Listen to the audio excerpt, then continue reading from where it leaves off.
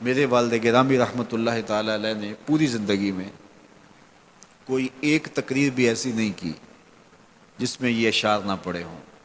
جب وہ خطبہ پڑھتے تھے تو خطبہ پڑھنے کے بعد یہ اشعار پڑھا کرتے تھے، جس میں اس کی کیفیت ہے کہ جو حضور کے شہر میں جانے کے لیے تڑپتا ہے۔ ز مہجوری برآمد جان عالم، ز مہجوری برآمد جان عالم، تراحم یا نبی اللہ تراحم، کہ عرض کی جا رہی حضور آپ کی جدائی میں پورے جہان کی جان نکل رہی ہے۔ ز مہجوری برآمد جان عالم، تراحم یا نبی اللہ تراحم، نہ آخر رحمت للعالمینی، ز محرومہ چرا فارغ نشینی، بروں سر از برد یمانی، کہ روئے تست صبح زندگانی۔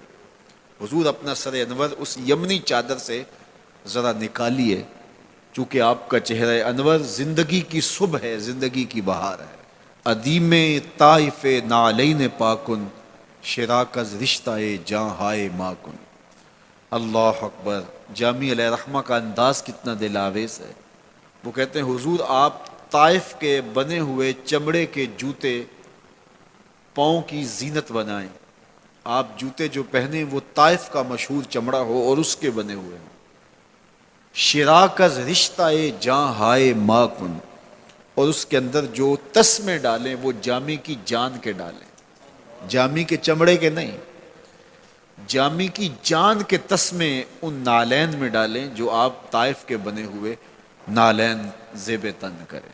وہ ایک شاعر کہتا ہے عربی کا کہ یا لیتنی کنت تربت طیبتکم فالتسمت نعالک ذاک کدی، کاش میں مولوی نہ ہوتا۔ وہ بہت بڑا شیخ الحدیث گزرا ہے، تو وہ کہتا ہے میں کاش شیخ الحدیث نہ ہوتا، میں مولوی نہ ہوتا، مدینے کی گلی کی مٹی ہوتا، حضور گزرتے تلووں کو چوم لیتا۔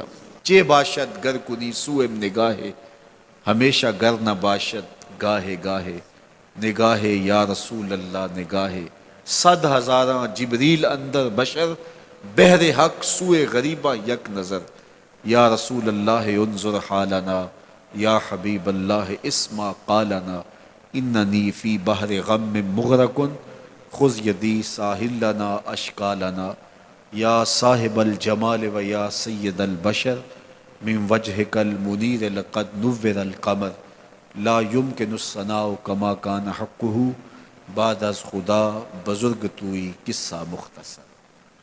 تو ساری کہانی آ کے یہی ختم ہوتی ہے۔ تو یہ میری اور آپ کی سعادت مندی ہے۔ اللہ کی توفیق سے آپ کے لیے اور آپ میرے لیے محبت اور دعا کے جذبات رکھتے ہیں، اور ہم ایک دوسرے کے لیے دعا گو ہیں کہ آج میں حاضر ہوا ہوں اور آپ نے جو ہے وہ میرے لیے اپنی آنکھوں کی چمک اور محبت پیش کی ہے۔